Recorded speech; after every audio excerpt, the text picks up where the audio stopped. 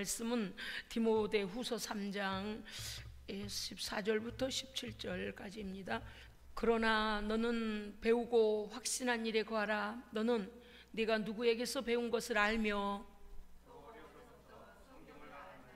성경은 능히 너로 하여금 그리스도 예수 안에 있는 믿음으로 말미암아 구원에 이르는 지혜가 있게 하느니라. 모든 성경은 하나님의 감동으로 된 것으로 교훈과 책망과 바르게 함과 의로 교육하기에 유익하니 이는 하나님의 사람으로 온전하게 하며 모든 선한 일을 행할 능력을 갖추게 하려 함이라. 아멘, 아멘, 아멘. 예, 제가 아주 어린 아이들, 주일학교 아이들을 맡아서 주일학교를 맡은 적이 있었습니다. 오랫동안 주일학교 교사도 하고 총무도 하고 부장도 하고 또 중고등부도 맡고 청년도 맡고 이렇게 과정을 맡아왔었는데요. 잊혀지지 않는 한 어린아이의 그 신앙이 있습니다. 그 아이는 평소에 볼 때에 굉장히 얌전하고요, 좀 내성적이다 할 만큼 이렇게 먼저 말을 걸지 않는 그런 순진한 아이였습니다. 초등학교 한 4학년이었던가요? 그때가 2학년이었던가 4학년인데요. 그런데 굉장히 내성적이고 얌전하고 이런 아이가 주일학교 출석을 하고 분반 공부, 어린이 그 주일학교 예배가 마치고 나면 각 반이 공부를 자기 선생님과 하잖아요. 공과 공부, 분반 공부를 하면 할수록 이 아이가요, 아주 내적인 강함이 생기더라고요. 그러니까 뭐라 그럴까요? 굉장히 순진하고 시골에서 그렇게 발표도 잘 못하고 그런 그냥 유약한 아이가 아니고요. 뭐라 그럴까요? 제 안에 있는 어떤 이런 그 단호함, 복음에 대하여 단호하고 하나님을 따르고자 하는 이런 것에 대하여 이 아이가 가만히 보니까 제 뒤를 따라오는 거가 보이는 거예요. 이 아이가 바뀌었네. 이 초등학생이 이 아이가 단호하구나. 그리고 겉으로 표현은 하지 않지만 예수님에 대하여 정말 얘는 확신하는구나. 그리고 하나님의 말씀을 100% 믿고 100% 순종하려고 하는 아이가, 그 믿음이 너무 좋다는 걸 제가 알게 됐어요. 그리고 나서 아이가 굉장히 담대해졌어요. 성경대로, 아이가 그날 공과 공부 배우면 그대로 가서 실천하고요. 그날 배우면요, 그 주중에 학교 친구들에게 가서 전하고요. 아주 이 아이는요, 내적으로요, 굉장히 강한 아이가 되었었습니다. 제가 한 2년을 맡았던 것 같아요. 그러니까 초등학교 2학년 때 맡아서 아마 4학년까지 됐던 것 같은데요. 지금도 어디에선가 하나님의 사람으로 아주 강건하게 잘 감당하고 있으리라고 저는 믿습니다. 어떤 일이 있었는가 하면요, 초등학생들 그 가정 방문을 하는데, 그때 당시는 많은 아이들의, 이제 제가 인천 쪽에 살 때인데요, 많은 아이들의 부모님들이 그 인천에 있는 공장에 다니거나 또는 농사를 하거나 뭐 그런 일들을 하셨습니다. 그래서 이 아이들은 거의 뭐라 그럴까요, 그냥 자생해서 그런 것처럼, 지금처럼 뭐 이 학원 끝나면 저 학원에 데려다주고 이 학원 끝나면 저 학원에 가면 이러지 않았어요. 그냥 그저 어쩌다가 이제 주산 학원이나 또 속셈 학원이 한두 군데 가는 아이도 있고 그러지 않은 아이도 있고요. 집에서 학습지를 풀거나 아니면 또 오히려 부모가 아이들에게 일거리를 줘요. 자기들이 밥을 차려 먹어야 하고 자기들이 그걸 설거지를 해놔야 되고 부모님들이 퇴근하기 전에 집 청소를 해놔야 되고, 이제 사소한 일이지만 아이들한테는 사실 그건 부모님들이 하는 일 아니겠습니까? 그런데 이 아이가 그런 일들도 굉장히 잘 해내요. 뭐 덩치가 크지는 않았습니다. 그런데 그 아이 눈빛을 보면요, 총기가 있어요. 정말요, 말씀을 빨아들이는 흡입력이 대단해요. 제가 그때 무슨 생각을 했는가 하면 사도 바울과 디모데 생각을 했습니다. 디모데가 사도 바울의 그 설교를 들을 때 저러했겠구나. 얼마나 말씀을 가르치는 대로 잘 따라오고 잘 순종하면 양아들을 삼았을까 할 정도로 그 친구의 이름이 잠깐 지나갔어요. 지금 제가 성이 심씨예요. 맞아. 정말 그런 아이가, 그러니까 제가 공과 공부할 때면 그 아이가 워낙에 이렇게 딱 중심을 잡고 있으니까요, 다른 아이들이 장난을 칠 수가 없어요. 왜냐하면 이 아이가 너무 말씀을 진지하게 받아들이고 막 대답을 하고 막 이러기 때문에 그 장난치는 거가 재미가 없어진 거예요, 우리 반 아이들이. 그래서 우리 그 아이로 인하여서 반에 엄청난 이렇게 부흥이 왔었습니다. 우리 아이들은요, 굉장한 수가 늘어났고요. 또 그 아이가 삶에서도 실제적으로 정말 힘든 아이들을 잘 도와주고 모범이었어요. 사람에게 보이려 하는 거 아니고, 왜 그런 거 있잖아요. 아이들도 굉장히 진실한 아이들이 있거든요. 거짓 없이 그대로 자기가 믿는 데 행동하는 아이들이 있습니다. 근데 그 아이가 어린이 이제 신방을 이렇게 도는데 선생님이 언제 신방을 너희 집 가면 좋겠니? 그랬더니 부모님이 다 이제 부모님이 계실 때 될 수 있으면 가는데요, 계실 때 오셨으면 좋겠다는 겁니다. 그래서 언제 부모님이 계시냐 하니까 주일날 오후에는 공장을 안 가신대요. 그래서 주일날 오후에 이제 교회 예배를 다 마치고 성가대 연습도 마치고 이런저런 일들 다 마친 후에 제가 그 아이 집에 신방을 갔습니다. 지금처럼 뭐 휴대폰이 있고 그런 시대도 아니잖아요. 그래 갔더니요, 그 부모님이 이런 말씀을 하시는 거예요. 우리 아이가 교회를 나가기 시작하면서부터 굉장한 변화가 왔다는 거예요. 그리고 자기 할 일을 너무 착실히 잘한대요. 그러니까 뭐 믿음이 얼마나 좋고 막 이거는 부모님이 안 믿는 부모님이니까 그것까지는 부모님들이 판단할 수는 없어요. 그런데 그 아이 행동이 변했다는 거예요. 두 말 잔소리할 필요가 없다는 거예요. 자기 할 일을 그냥 탁탁탁탁탁. 그래서 부모님이 오히려 미안하다는 거예요. 응? 자기들 먹은 설거지도 미리 해놓고 하여간 뭐라고 잔소리할 것이 없을 정도로 부모님의 살림까지 도와주며 이 어린아이가 동생까지 보살피며 막 이렇게 하니까 막 그 아이를 칭찬을 하시면서 부모님이 정말 교회라는 데가 좋은 곳이라고, 정말 우리 아이는 나무랄 데가 없습니다 막 이러는 거예요. 정말요. 그래서 저도 마음이, 왜냐하면 교회 생활과 이게 집에서의 삶이 똑같구나, 그거에 굉장히 그 아이에게 저도 고맙게 느꼈습니다. 그런데 부모님이 이러시는 거예요. 그런데 한 가지 걱정이 있습니다. 그래요. 그래서 무엇입니까? 그랬더니 큰 집에를 가야 되는데 큰 집 제사를 안 가겠다고 한다는 거예요. 그것 때문에 이제 부모님이 고민이 생긴 거예요. 이전에는 이렇게까지 잘 도와주지 않아도 그저 큰 집에 가서 제사가 있으면 가서 절하고 하는 거, 그런 거는 부모가 그냥 하라는 대로 했다는 거예요.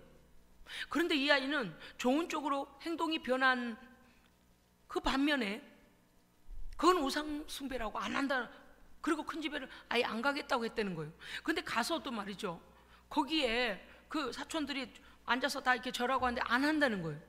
그리고서 그 우상의 제물이라고 아이가 제사에서 그 상 끝난 다음에, 제사 끝난 다음에 먹는 음식도 안 먹는다는 거예요.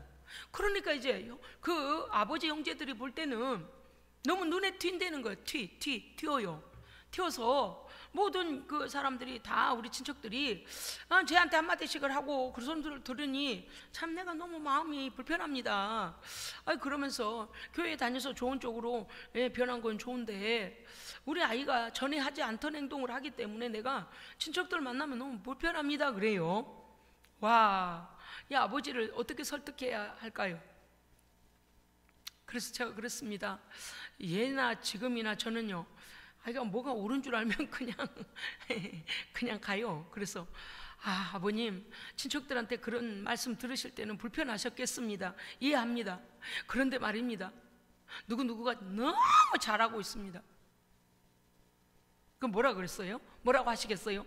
이 선생이 세뇌를 너무 잘 시켰구만, 이럴 거 아니겠습니까? 그래서 거기서 이제 우리 학생의 우상 숭배하지 않고 그 우상의 제물을 먹지 아니하는 그 믿음의 그 가정에는 문제고 걱정인데, 그것으로 인하여, 그 아버지의 질문으로 인하여서 저는 그 아버지께 복음을 전했어요. 할렐루야. 복음을 전했습니다. 우리가 알지 못하지만 하나님 외에 다른 것들에게 절하거나 그걸 경배하면 그거는 죄입니다. 하나님 앞에 죄입니다. 우리 아이는 너무 잘하고 있습니다. 그래서 이 아이로 인하여서 여기 누구네 가족 전체를 하나님께서 구원하실 겁니다. 네, 그러면서 사람에게는 잠시 동안 미움을 받을 수 있지만 하나님 앞에서 잘못 사는 사람은 지옥 형벌입니다. 그렇기 때문에 이 아이는 정말 제가 그렇게 가르쳐서뿐만이 아니고 그 말씀을 실천하고자 하는 이 믿음의 결단이 어른보다 낫다고 하면서 이제 그 아이의 제가 믿음을 칭찬하면서 그 아버지께 복음을 증거했어요. 그 아버지가 이제 그 뒤로부터는 우리 아이가 하라는 대로 하겠습니다 그러시더라고요. 우리 아이가 하자는 대로 할 것이고, 선생님 통해서 제가요, 왜 우리 아이가 그렇게 했는지를 알게 됐습니다. 나중에 우리 학생한테 물어봤어요. 그랬더니 다니엘과 세 친구가 우상 앞에 드려진 우상 앞에 놓였던 음식을 먹지도 아니하고, 채소와 물만 먹고 시험하고 그랬는데도 절대 하나님을 배반하지 않은 곡강복음을 할 때 자기 마음속에 난 이게 죄인데, 나는 다니엘과 세 친구처럼 못했는데 그게 막 찔리대는 거예요. 그러면 나는 뭐지? 부모님이 무서워서. 다니엘과 세 친구는 왕이 명령하는데도 불구하고 왕의 상에서 나온 음식도 먹지 않고 그렇게 믿음을 지켰는데 나는 이게 뭔가라고 이 어린아이가 갈등을 하다가 선포를 해버린 거예요. 아버지, 저 안 갈래요. 마지못해 가는 날은요, 우상에 앞에 절하지도 않고, 그러나 그것을 선생님처럼 자세히 설명할 수는 없지만 자기 안에 이게 죄고 이건 이래서는 안 된다라는 믿음이 확고해진 거예요. 아버지가 설득을 해도 듣질 않는 거예요. 저는요, 그 학생이 지금 아주 훌륭하게 자랐을 거라고 저는 믿습니다. 왜냐하면 하나님은 우리의 일거수일투족을 다 보고 계시고요, 다 평가하시고요, 보응하시거나 상급을 주십니다. 반드시 그렇게 되어져요. 얼마나 훌륭하게 신앙생활을 잘하는지 놀랐습니다. 또 어떤 해에는 제가 중학생을 맡았는데 그 중학생 아이도 그러했습니다. 언제나 저를 만날 때마다 그 아이는 우울했습니다. 항상 근심이 쌓였어요. 어른처럼 근심에 쌓인 얼굴이었어요. 제가 물어봤습니다. 너 아이야, 너 왜 그렇게 근심에 쌓여있니? 그랬더니 저희 아버지가 멀리에서 직장 생활하기 위해서 멀리 떨어져 계시는데 아버지로 인하여 어머니가 날마다 울고 마음이 불편하시다는 거. 어머니가 아버지 걱정해. 무슨 일이 있었니? 그랬더니 아무래도 어머니 아버지가 이혼을 할 것 같다는 거예요. 오랫동안 떨어져 이렇게 직장 생활 때문에 떨어져 있었는데 자세히 말씀은 하시지 않지만 어머니 근심을 볼 때 그거는 아닌 것 같다고, 뭔가 지금 정상적이지 않다라는 게 느껴진다는 거예요. 어머니가 너무 슬퍼하신다는 거. 그래서 그 아이하고 이제 상담을 하고 기도하자, 우리 이 일에 대하여서 하나님께서 돌이켜 주시도록 기도하자 그랬어요. 그리고 이 아이가 수련회를 가가지고 성령 받았습니다. 성령을 받고 나더니요, 이제는 인간적인 그 괴로움 속에 있는 아이가 아니라 하나님의 말씀을 확신하고 하나님께서 우리의 기도를 들으심을 그 아이가 믿게 되고요, 엄마를 복음으로 인도했어요. 전도했어요. 그래서 그 어머니께서 그 모든 상황들을 극복해낼 수 있도록 그 아이로 인하여 그 부모가 변화되어져서 하나님께 돌아오는 것을 보았습니다. 그 아이도 엄청 훌륭하게 고3 시기에도 엄청나게 훌륭하게 하나님의 사람으로 매주마다 예배에 빠지지 않고, 학교에서는 막 학교 가지 말라고, 교회 가지 말라고 주일날도 막 기숙사에서 못 나가게 하고 막 그러는데도 그 아이는 끝까지 믿음을 지켜서 선생님한테 야단을 맞아가면서 뭐 이 정도 괜찮습니다. 그때 이제 제가 전도사 시절이죠. 전도사님 이 정도 괜찮아요. 뭐 세상은 당연히 우리한테 그렇게 하겠죠. 핍박이 오는 걸 그냥 당연히 여겨버리는 거예요. 얼마나 좋은 성적이 나왔나 몰라요. 우리는 이 땅에서 살면서 누군가의 모델이 되어야 합니다. 네, 우리의 모델은 예수님이시고요, 우리는 예수님의 뒤를 따라가는 제자들입니다. 그래서 우리 또한 우리의 삶을 보고 누군가에게 오늘 바울처럼 말할 수 있어야 됩니다. 바울은 디모데에게 이렇게 말합니다. 디모데후서 3장 10절, 자, 10절 말씀 읽어주세요. 3장 10절 우리 다 함께 한 목소리 읽죠. 시작.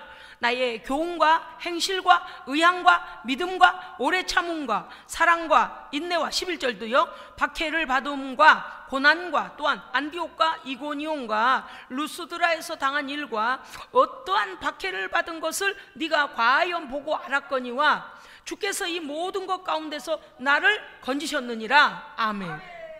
사도 바울은요, 디모데에게 이렇게 말합니다. 네가 나로부터 들은 성경의 하나님의 말씀의 교훈과 그리고 내가 하나님 앞에서 어떻게 행한 것과 그 다음 여기에 의향이라는 게 있어요. 여러분요, 여러분, 우리 성도들께 한번 제가 질문해 보겠습니다. 여러분, 제가 설교하는 의향을 눈치를 채시죠? 그럼요. 이게 통해야 돼요. 오늘 목사님은 믿음을 강조하시는구나. 오늘은 순종을 강조하시는구나. 오늘은 헌신을 강조하시는구나 하고 의향이 어때요? 의향이 통해야 돼요. 자, 예수님의 그 공생애 가운데 제자들하고 의향이 안 통하죠. 바리새인의 누룩을 조심하라 그러니까, 야, 떡 가지고 왔어? 떡에 들어간 바리새인들의 외식과 그 가식적인 형식적 종교 의식을 절대 너희는 본받으면 안 된다라고 그 말씀을 하고 계시는데, 그들은 야, 떡 갖고 왔어?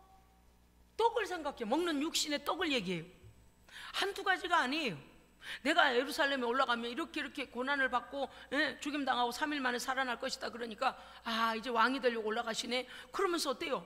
야, 나는 우측에 나는 좌측에 막 서로 이렇게 다툼하고 올라가니, 또 그저 해필이면 그 엄마가 같이 따라가다가요, 자식들이 하는 소리를 듣고 어때요? 선생님 드린 말씀이 있는데요, 예수님 라삐요, 예루살렘에 들어가셔서 왕이 되시면은요, 우리 아이들에게 2자리 주세요. 하나는 좌측에 하나는 우측에, 자의정 영의정 그거 주세요. 봐요, 하나님 예수님의 말씀하시고 하자는 의향, 뜻을 몰라, 마음을 몰라. 말씀이 은혜되는 것은요, 그 전달하고자 하는 하나님의 메시지가 나에게 정확히 들어오는 겁니다. 그리고 내 안에 받아들임과 결단이 일어나야 돼요. 네, 그래 은혜가 되는 겁니다. 사도 바울은 오늘 디모데에게 이렇게 말하죠. 나의 의향을 네가 알고, 나의 믿음과 나의 인내함과 나의 사랑과 내가 박해받은 것들을 네가 다 알고, 그렇게 돼 있잖아요. 10절 11절, 이 모든 것 가운데 주께서 나를 건지신 것도 네가 안다. 그러니까 바울은 디모데를 영적인 아비로서, 영적인 스승으로서 교훈할 때에 말과 행동이 다르거나 선포하는 것과 삶이 다르지 않았던 거예요. 일일이 고통받고 어려움 당한 걸 디모데한테 그대로, 네가 이 의향, 내 마음을 알지 않냐? 응? 내가 얼마나 핍박을 당하면서도 복음 전하는 일을 중단하지 않은 것도 알지 않냐? 그럼 뭐예요? 디모데에게 본받으라는 거죠. 네. 그래서 교훈하는 것이 설득력 있게. 오늘 디모데에게 앞에서 우리가 먼저 이제 말씀을 봐야 합니다. 디모데후서 3장 1절부터 9절은요, 말세에 일어날 타락상에 대해서 말합니다. 그리고 말세 타락상에 어떤 고통하는 때가 온다, 앞으로 고통하는 때가 온다는 거예요. 사람들은 자기만을 극도로 사랑하는 이기주의에 빠지고 개인주의의 현상이 일어난다. 오전에도 제가 한번 언급하고 지나갔습니다마는, 자녀들을 말씀 안에서, 믿음 안에서 키우기가 참 양육하기 어려운 게 뭔가니, 아이들이 머리가 커질수록에 이 자기만을 사랑하고 자기 위주로 살고 이기주의와 개인주의 현상이 너무 팽배하기 때문에 부모의 말을 수용하려고 하지 않습니다. 심지어 이런 말까지 있었잖아요. 애들이 뭔가를 물어보면요, 얘야 어제 말이야 이런 일이 있었다. 그리고 얘기해주면 뭐라고 그러냐면 암물 암궁. 나 안 물어봤는데요, 궁금하지도 않는데요, 이거예요. 말을 줄여가지고.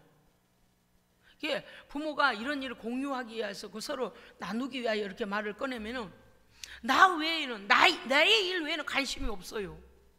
사실 저도 그것 좀 상처를 받았거든요. 젊은이들이 굉장히 이기적이고 굉장히 자기중심적이라는 것. 자기 외에는 관심이 없어요. 옆에서 사람이 죽어가도요, 내 일 아니에요. 정의로움? 그런 거 없어요.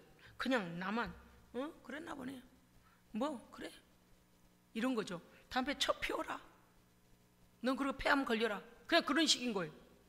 근데 우리 세대는 어때요? 얘야 어린 나이에 담배를 피우면 여기가 안 좋고 저기가 안 좋지 않냐? 또 어떤 어른들은 이렇게 지나가다 내놈 어른 앞에 담배 피워, 지금 어른 앞에 담배 피워, 이런 소리 없어져 버렸잖아요. 그러다 신고당해요. 동영상 찍어가지고 또 인터넷 올리고 난리야. 그냥 말로 할 수가 없어요.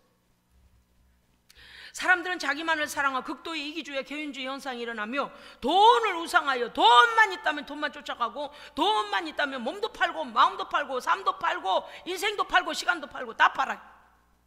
뭐가 옳은지 그런지 몰라요.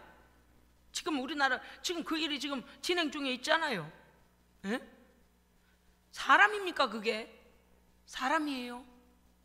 어떻게 한 사람의 인생을 그렇게까지 처절하게 만들어버리는지 여러분 정신 차립시다. 미혹당하면 안 돼요. 그리고 그런 위급한 위험에 처해 있으면 누군가에게 도움을 요청해야 돼요. 의논 상담도 해봐야 돼요. 혼자서 끙끙 앓다가 결국에는 자기 인생 뭐가 남아요? 털털 털리고 목숨까지. 지금 뭐 결론은 안 났습니다만은 뭐 그런 한 건 두 건 지금 막 나올 때마다 기가 막혀 말이 안 나와. 짐승 같은 것이 얼굴은 요즘 애들은 얼굴만 보고 따라가요. 기성세대들 그래요. 그렇잖아요. 그런다니까. 여러분은 모르시는구나. 남자애들이요 예쁘면 다래요. 속에 사람 모양을 하고 있지 않아도, 인격이 안 돼도, 인격 장애가 있어도, 파괴적인 자라도, 미친 자라도, 알코올 중독자라도, 성 중독자라도, 마약에 중독된 자라도, 게임에 중독된 자라도 얼굴만 이쁘면 다래요. 욕을 퍼부어도 얼굴만 이쁘면 다래요. 미친 거지. 사람입니까? 지금 그 뒷발자국이 지금 이제 검찰에서 다 캐내고 있잖아요. 이게 사회적인 말세에 두드러진 현상들이 그냥 한두 번으로만 일어나는 게 아니에요. 최근에 일어나고 있는 젊은이들의 수많은 악행을 보세요. 엠번방 그 사건은 또 어떻습니까?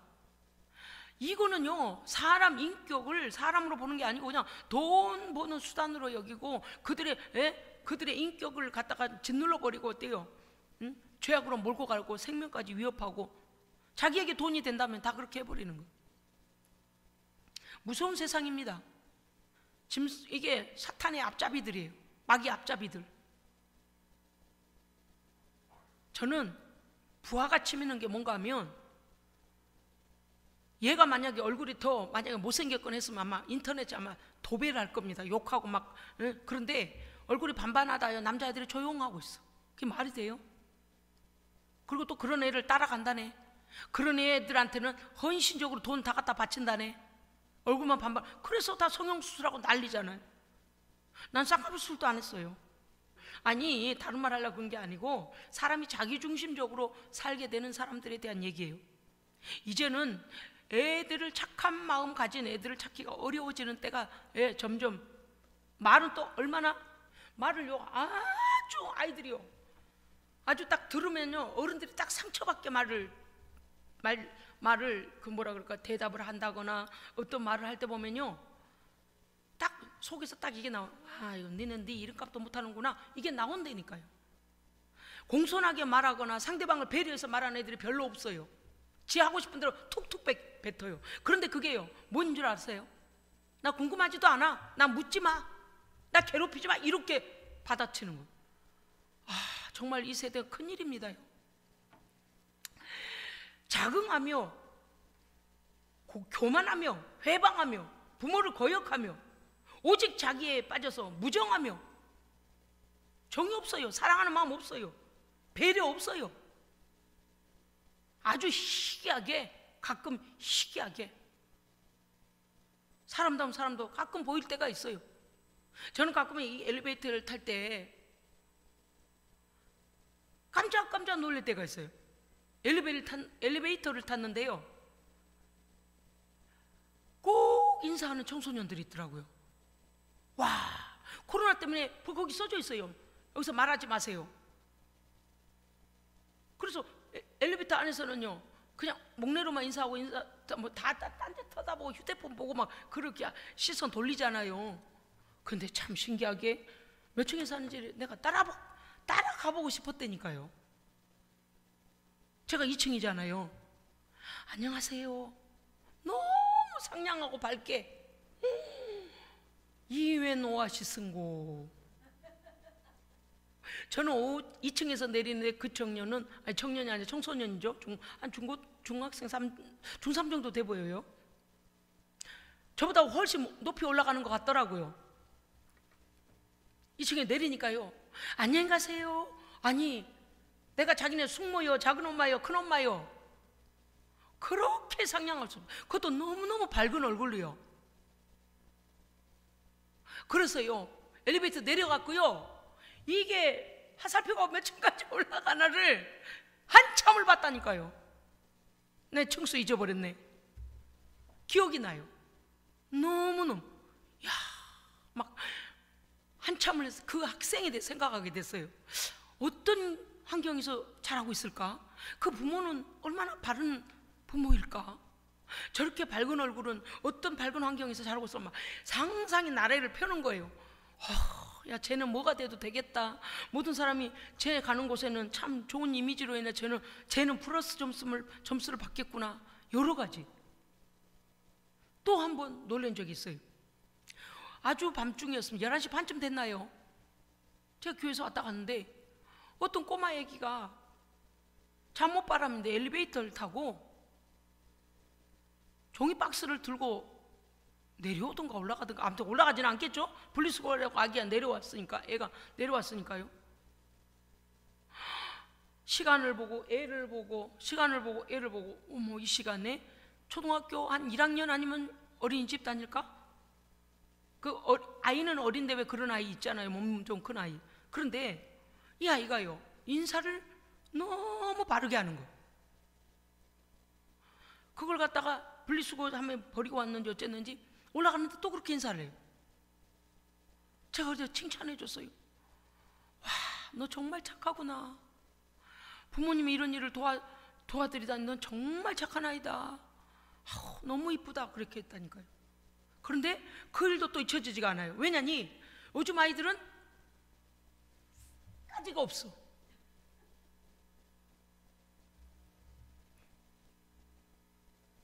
정말 다시 보이더라 그 말이에요.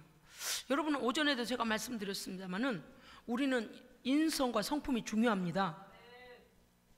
인성과 성품이 올바른 아이들은요, 남을 배려해요. 어른으로 높일 줄도 알아요. 그리고 어떤 상황에서 어떤 대답을 해야 되는 것도 알아요. 인격적 성숙이에요. 미성숙하면 어때요? 자기밖에 몰라요. 어떻게 대처할 줄도 몰라요. 오늘 마지막 때에 타락상 중에 또 뭐가 나온가 하면, 원한을 품고 풀지 아니하며 참소하며 고자질 잘하고 남을 절대적으로 좋게 안 본다는 거예요. 아무리 어떤 사람이 선한 의도로 뭔가를 해도 이 악한 자들은 어떻게 하냐, 그 사람이 나쁜 쪽으로 계획했을 거고 나쁜 쪽 일을 했을 거라고 그 사람들 뒤에서 그 선한 의도를 나쁘게 왜곡시켜서 말한다는 거예요. 남을 좋게 말하는 기능이 없어져 버려. 이게 아주 나쁜, 이게 사탄의 일 아닙니까? 참소하는 자들 사탄의 일이에요. 어려움이 오고 이렇게 결렬되려고 하면 하나 되게 연합하게 해야 되고, 그 일에 대해 함께 기도해야 되고, 하나님께 맡기고 한 몸으로 그 다음에 감싸 안고 끌어안고 가야 되고, 염려해주고 같이 해주고 이렇게 되는데, 요만큼만 틈만 보이면은요, 어찌됐든 간에 깨트리려고 하고 어찌됐든 간에 고자질하려고 하고 어찌됐든 간에 그 일에 대하여 안 될 거라는 부정적 생각으로, 그게 마귀적인 거예요. 참소가요, 마지막 때의 말세 현상이에요. 좋은 말로 하면 얼마나 좋겠어요. 같은 행동이라도, 같은 말이라도, 세상에 저분은 믿음이 저렇게 좋으네, 어머나 심성이 저렇게 곱네, 이러면 안 돼요. 이런 어려움이 있으면 우리 함께 기도해요, 우리 함께 나눠요, 뭐든지 이렇게 하면 얼마나 좋아요. 안 될 거야. 곧 망할 거야. 이 사람은 이쪽으로 가고 저 사람은 저쪽으로 가고 다 흩어질 거야. 그 집은 망할 거야. 어떻게, 아주 참소함이 입에 붙어 있어. 이게 마귀적인 거예요. 그 다음에 뭐라고 했냐, 무절제하며, 아까 말씀드렸죠, 젊은 애들이 절제력이 없다니까요. 무절제하며 사나우며 악을 행하며 배반하여 팔며라고 돼 있어요. 세상에 말세 현상 중에서 신뢰해야 될 관계를 배반할 뿐만 아니라 돈만 된다면 팔아넘긴다는 거예요. 조급하며 자고하며 쾌락을 인생 목표로 삼고 속이기도 하면 속기도 하는 자들, 말세 현상이라는 거예요. 지금 어느 때요? 바울이 디모데에게 서신서를 쓰고 있는 거예요. 이런 시대로 점점 악해질 거라는 거예요. 그들은 감사치 아니하며, 거룩 잊은 지는 오래됐죠. 거룩하지 아니하며 경건의 모양이 있으나 경건의 능력을 부인하는 자들이라. 무슨 뜻입니까? 종교, 형식적 종교 생활을 한다는 거예요. 진리를 대적하는 자들이 나타나며 그들은 부패한 자들, 썩은 자들이라 그 말이에요. 제가 조금 전에 하고 싶었던 까지 없는 놈들 똑같은 거예요. 부패한 자들이며 버리운 자들이요 어리석은 자들이라. 말세지 말에 이 타락한 자들의 모든 행태가 부패하고 썩고 하나님을 대적하는 그 대작자에게서부터 나온다 그 말이에요. 마귀의 종들이라 그 말이에요. 에? 지금 세상 돌아가는 거 보세요. 여러분, 우리는 하나님 앞에서 선한 도구가 돼야 합니다. 선한 마음, 아주 하나님께 더 겸손해져야 되고요. 할렐루야. 성령의 선하신, 우리 안에 선을 의로 이끌어 주시는 성령 하나님으로 충만해야 돼요. 예. 사람들이 점점 악해져요. 자기 부모라도 죽는 자리에 갖다 내비. 얼마 전에 아주 뉴스 보기가 요새 무섭습니다요. 아무 자기와 관계도 아닌 이웃에게 돈 몇만 원, 몇천 원인가 몇만 원, 그거 뺏으려고요. 살해를 해, 살해. 누구를 믿을 수 있겠습니까? 그런데 바울은 이렇게 말합니다. 이런 악한 말세지 말에는 경건하게 살고자, 그리스도 예수 안에서 그 말씀대로 경건하게 살고자 하는 자는 핍박을 받으리라. 아멘. 여러분, 그런 거예요. 세상이 우리에게 비난하거든. 당연한 거다. 왜? 너는 어둠 속에 있기 때문에 빛에 대하여 모르니까 그런가. 우리가 빛 가운데 사는 걸 우리가 포기해서는 안 됩니다. 절대적으로. 왜? 우리를 왜 핍박할까요? 우리를 왜 비난할까요? 우리를 왜 그렇게 어떻게든 밟아보려고 할까요? 빛이 비추니까 싫은 거예요. 그거는 스스로 자기가 어둠 가운데 있는 걸 드러내는 거잖아요. 빛은 빛끼리 서로 좋아하고 통하잖아요. 그러니까 빛이 비춰지니 악이 드러나니까 싫은 거예요. 말로 표현하진 않아요. 속에서부터 싫은 거예요. 마귀가 싫은 거지. 마귀들이 속에서 싫어하는 거죠. 그렇잖아요. 이런 상황이 올 것이다라는 거, 핍박도 올 것이라는 거. 그렇습니다. 이 모든 것들이 말세 인간 타락상 안에서 드러나고 있는 마귀의 역사들이에요. 그런데 오늘 사도 바울은 디모데에게 무슨 말을 하고 싶어 하는가 하면, 경건한 그리스도인들은 어떻게 살겠느냐. 바울은 지금 영적 아들 디모데에게 그 아들을 영적으로 더 양육하고 더 교훈하기 위하여 그렇게 말합니다. 이렇게 세대가 악해지지만 그러나 너는 배우고 확신하는 일에 거하라. 아멘. 배우고 확신하는 일이 뭘까요? 디모데는 일찍이 외할머니로부터 어머니로부터 그 자신에게까지 하나님의 말씀을 듣고 하나님의 말씀을 배웠고 믿습니다. 그러니까 바울이 뭐라는 거예요? 하나님의 말씀 안에 굳게 서라. 배우고 확신하는 그 믿음 위에 굳게 서라. 절대적으로 성경대로 된다. 예, 그 말씀이에요. 무엇을 배웠는가? 네가 어려서부터 외조모와 어머니를 통하여 성경을 배웠고 하나님을 배웠고 하나님의 말씀을 배웠으니 배우고 확신하는 그 성경이 가르치고 교훈하는 말씀 안에 믿음으로 거하라는 겁니다. 아멘. 세상이 변하니까 나도 변해야지. No! 검은 건 검은 거고 인 건 인 거죠. 어떻게 죄를 합리화시킬 수가 있겠습니까? 디모데후서 3장 10절, 나의 교훈과 행실, 아까 좀 봤죠. 나의 교훈과 행실과 의향과 믿음과 인내와 사랑과 핍박당함을 네가 내게서 보았고 주께서 이 모든 것 가운데 나를 건져주심을 네가 보았지 아니하냐. 그럼 뭐야? 디모데야, 힘내라. 세상이 나도 핍박한 걸 너도 보았지? 그거예요. 세상이 내가 그리스도를 전하니까 복음을 방해하고 전도를 방해하고 나를 그렇게 핍박한 거 너도 보았지? 그러나 하나님께서 거기에 지게 하지 아니하시고 나를 건져내신 거 보았지? 할렐루야. 우리 주님의 편자만이 마지막 승리합니다. 예, 우리의 힘으로 승리하는 거 아니에요. 그래서 우리는 믿음을 지킬 필요가 있는 겁니다. 그렇습니다, 여러분. 바울의 바울의 복음 사명 감당하는 일에서 전적으로 누가 동행하셨을까요? 성령님이 동행하신 거예요. 할렐루야. 성령은 생명의 영이요, 성령은 승리의 영이요, 성령은 영생하는 나라까지 우리를 인도하십니다. 그러니까 질 필요가 없어요. 질 필요가 없어. 이 비밀을 모르면 믿음이 아따리 갔다리 하겠지. 왜? 성령님을 그렇게 못 믿으니까. 그런데 믿으면 성령님이 역사하십니다. 그럼요. 그러므로 말세에 더욱 믿는 자는 하나님의 말씀 안에 서야 되며 성령 충만한 가운데 순결한 믿음을 지켜가야 하는 것입니다. 네, 중요해요. 저는요, 설교할 때 단어 하나도 허투루 쓰지 않습니다. 그건 우리의 인격이고 삶이 되어야 하기 때문입니다. 아멘. 성경은, 모든 성경은 하나님의 감동으로 됐다 그랬습니다. 성경의 저자가 누구이십니까? 네, 성령님이시죠. 그러니까 하나님의 말씀을 가장 잘 깨닫게 하실 분도 누구실까요? 그럼요. 기록하신 분이 왜 거기에 기록했는지, 왜 그렇게 교훈하시는지, 왜 그 죄를 막아주시는지를 성령님이 가장 잘 아시죠. 그렇습니다. 성경은 너로 하여금 그리스도 예수 안에 있는 믿음으로 말미암아 구원을 깨닫게 하시고, 아멘. 성경을 왜 가까이 해야 되고 성경대로 믿어야 하고 성경대로 순종해야 하는가?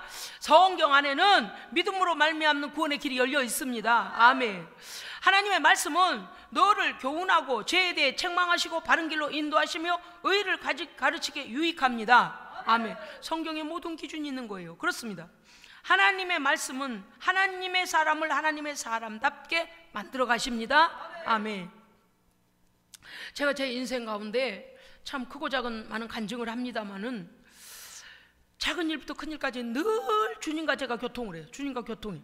주님이시라면 이 일을 어떻게 푸실까? 주님은 무슨 계획을 갖고 계실까? 우리 하나님께서는 어떤 계획으로? 그러나 제 삶을 이렇게 돌아보건대 어떤 경우는 우리가 너무 급해서 하나님 왜 그렇게 하시는 거예요? 제가 그때 가난한 때 말씀드렸잖아요.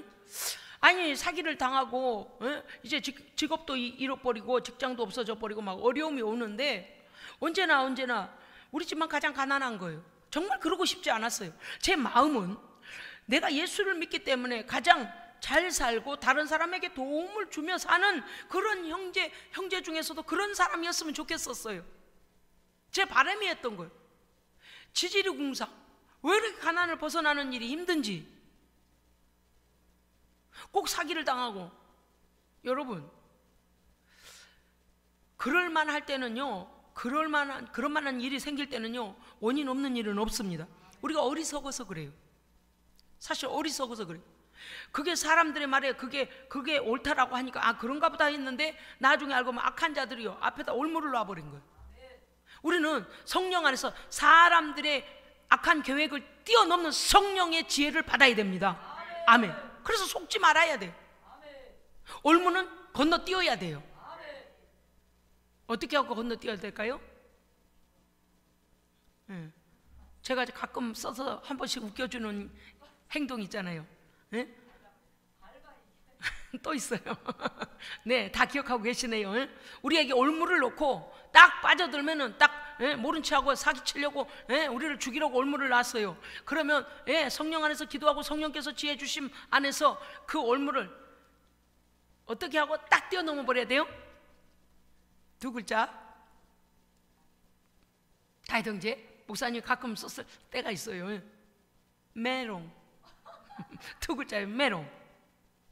속여 먹으려고, 우리를 죽이려고, 우리를 시험에 엎어지게 만들려고 하는 그걸 어떻게 돼요? 잘한다. 그러면 시편에 뭐라 그랬어요? 악인들이 자기 판 제 구덩이에 빠지게 하시옵고.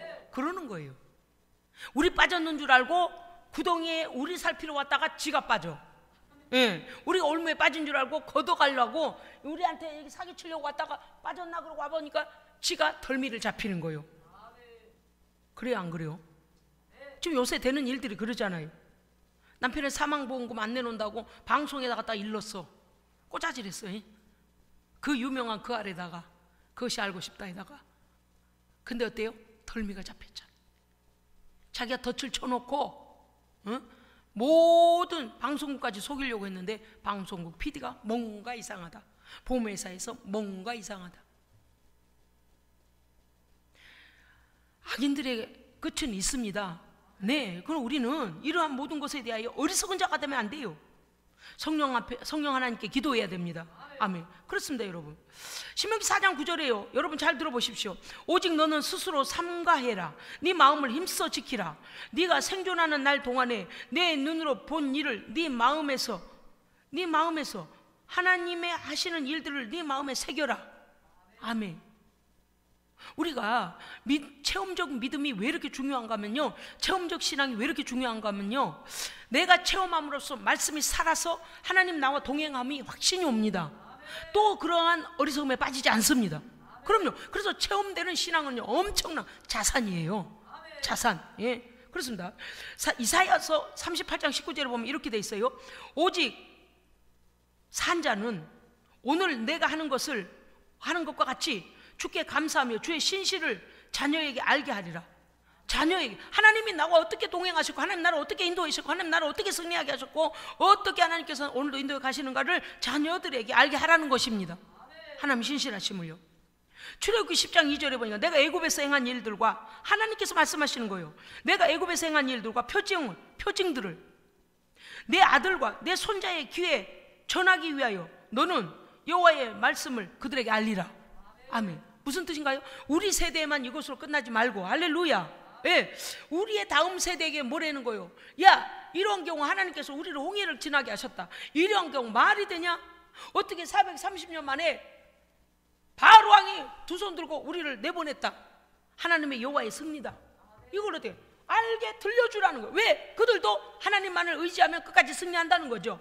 그래서 오늘 이 말씀은 들려주고 가르치라는 거예요. 바울도요, 디모데를 하나님의 종으로 세워서 하나님의 더 큰 역사를, 하나님의 복음 증거하는 일에 디모데가 잘 쓰임받게 하기 위하여 양아들인 디모데에게 이와 같이 교훈하고 있는 것입니다.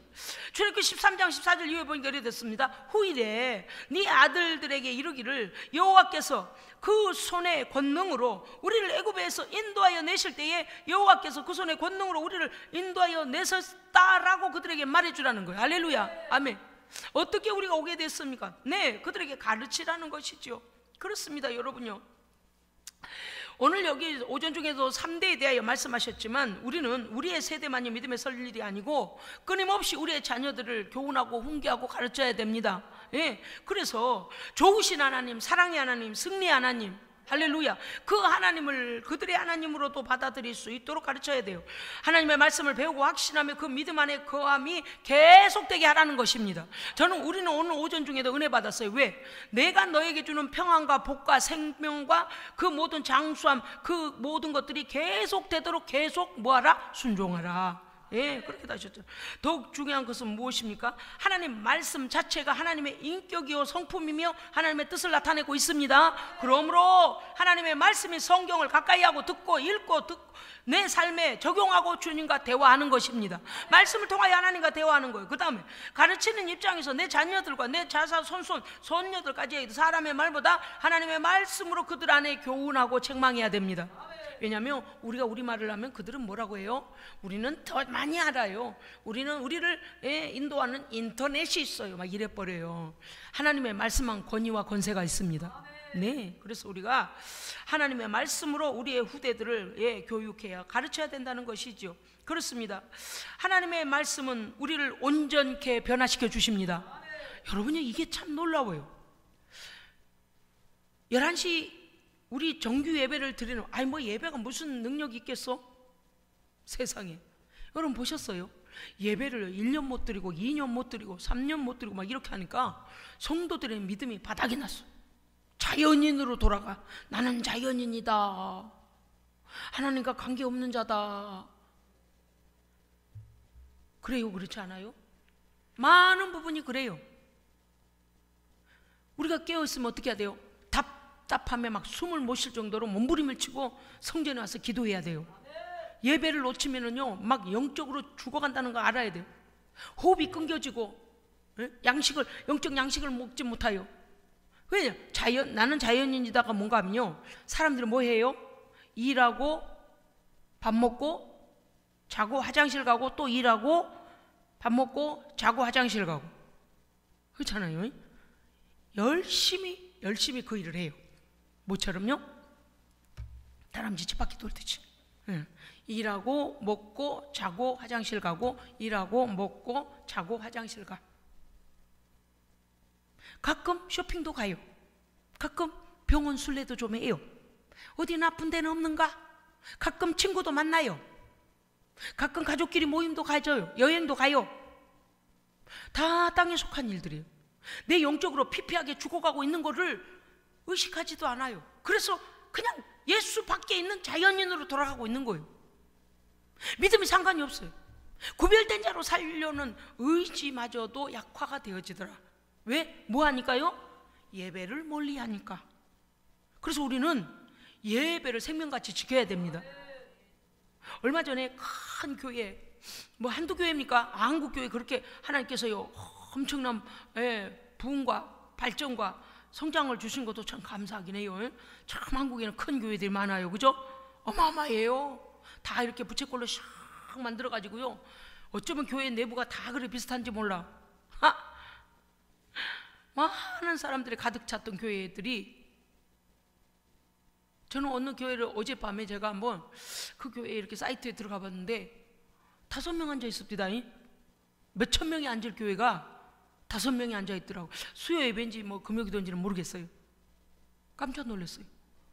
와, 따라합시다. 예배는 우리가 사는 길이다. 사는 길이에요.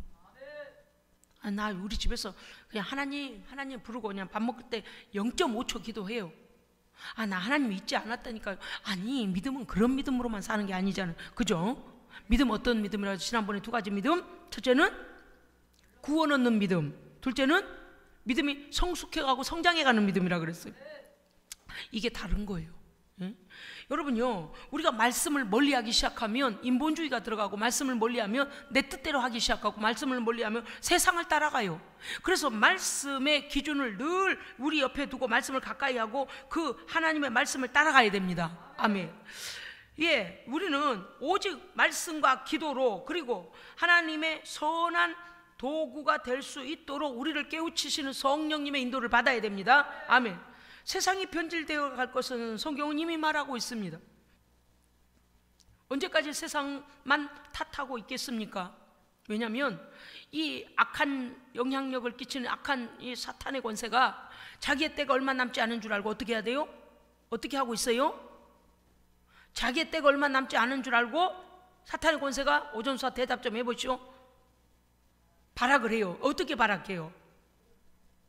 우는 사자처럼 삼킬 자를 두루 찾아요. 그죠? 결국은 삼킨다는 얘기죠. 찾다가 구경만 하고 갈까요? 아이고, 삼킬 놈 있네 그러고 그냥 가요? 삼킬 놈은 삼켜요. 마귀표 만들어버려요. 그런데 더 위험한 건 뭐예요? 믿는 자라도예요. 믿는 자라도. 나 예수 믿는데 그게 가까이 못할 거 아닌데, 그게 아니에요. 늘 말씀드려요. 50대 50이면 밥이에요.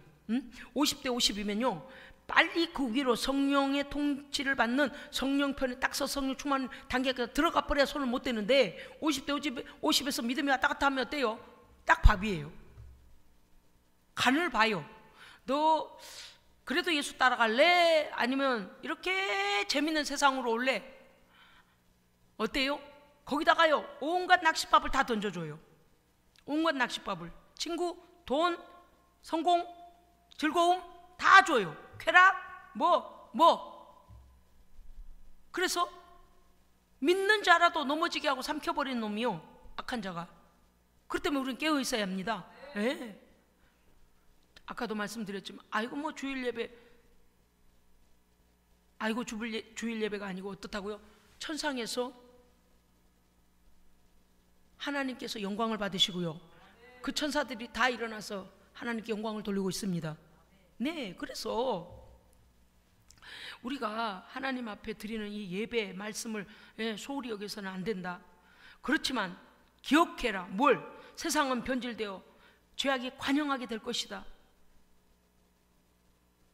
너희는 오히려 하나님의 사람으로 온전히 되기 위하여 오직 진리의 말씀 위에 굳게 서서 말씀을 순종하며 계속 전진하라. 아멘. 그런 성도가 돼야 돼요. 자, 믿음으로 여기까지 전진하니까 와줘요? 와지지 않아요? 와줘요. 그런데 그거 아세요? 콩나물에다가 물 부으면 어때요? 어쩌면 그렇게 물이 잘 빠질까? 그죠? 저는 어렸을 때요, 콩나물에, 저희 외할머니께서 저희 집에 오시면 콩나물을 키우셨어요. 그러면요 꼭 그거를요 아랫목에다 안 두시고요, 아랫목에다 싹이 난 다음에 그 항아리에다 콩나물 시루에다 이렇게 하셔가지고 검은 천으로 덮으시고요. 언제나 윗목에다 두시더라고요. 윗목에다 두세요. 그래서 주무시다가 잠만 깨시면 갔다가 예전에는요 조롱박이 있어요. 조롱박 그거를 아래에 있는 물을 다 떠가지고 물을 거기다 줘요. 꼭 잠들만 하면 깨요. 우리 할머니가 물 주는 소리 왠줄 아세요? 물이 쭈르륵 소리가 나요. 어쩌면 영락없이 콩나물 시루에다 물을 부으면요 물소리가 쭈르륵 떨어지는지.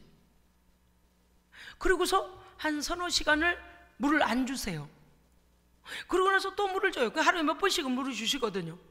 그럼 참 이상하다.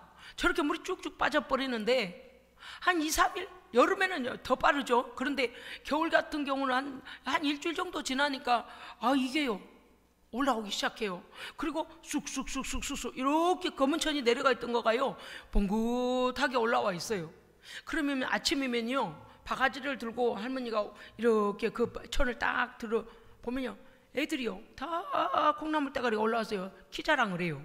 예? 그러면 쏙 뽑아다가 그날 아침에 저는 지금도 생각하는 게 저희 할머니께서 거기다가 시골 된장을 풀어가지고 구수하게 그 콩나물국이 왜 그렇게 맛있는 거예요? 희한하게 시원한, 지금 보면 그 맛이 시원한 맛이었던 거예요. 지금은 해보면요 그런 맛이 안 나요. 왜 그런지 또 그것도 모르겠어요. 우리 입맛이 변한 건지, 콩나물을 기계로 막 물을 억지로 먹여서 속 빨리 크라고 그냥 막 어떻게 막 그렇게 해서 그런지 그런 모르겠습니다만은 그 옛날에는 그랬어요. 희한하다. 물은 저렇게 빠지는 소리가 날마다 들리는데 콩나물은 자라있네. 어때요? 우리가 하나님 앞에 예배드리고 순종하고 하는 일들이 아무것도 아닌 것 같지만 우리의 신앙을 자라게 합니다. 우리를 구별시킵니다. 군사가 되게 하십니다. 네. 왜요? 말씀이 살아있기 때문입니다. 사랑하는 성도 여러분이요, 어린이 주일을 맞이하여 우리의 신앙이 하나님 앞에서 자라가는 신앙이 돼야 합니다. 네, 언제까지 우유뽕만 빨고 있으면 안 돼요. 이제는요 더 많은 자들도 품어야 되고 하나됨에 이 연합되어 하나님의 역사를 이루는 일에 우리는 하나 돼야 하고, 예, 이제는 성숙한 모습. 그래서 어떻게 해야 돼요? 세상을 하나님이 계심으로 어떠한 세상을 이루어가는지를 우리는 보여야 됩니다. 하나님 영광을 받으시도록. 할렐루야. 아멘. 우리의 인격의 성숙과 교회의 성숙과 가정의 성숙이 오기를 주의 이름으로 축복합니다. 아멘. 기도하겠습니다. 성경대로 생각하고 성경대로 말하고 성경대로 행동하며 성령의 도우심을 항상 구하며 순전한 신앙 안에서 모든 사건을 대할 때마다 하나님의 관점으로 해석하고 하나님의 관점으로 하나님의 마음을 헤아리는 성도가 되게 하여 주시옵소서. 아버지 하나님, 말씀했지만 어떠한 일들이 일어날 것을 우리는 미리 보고 또 이미 성경에서 그렇게 우리에게 말씀하고 있습니다. 주여, 어떠한 경우라도 주님 버리지 아니하고 믿음 버리지 아니하고 오직 하나님의 사람으로 정결하게 날마다 자라가는 그리스도의 장성한 분량까지 자라가는 우리 성도들과 예수생명교회 되게 하여 주시옵소서. 우리 구주 예수 그리스도 이름으로 기도합니다. 아멘.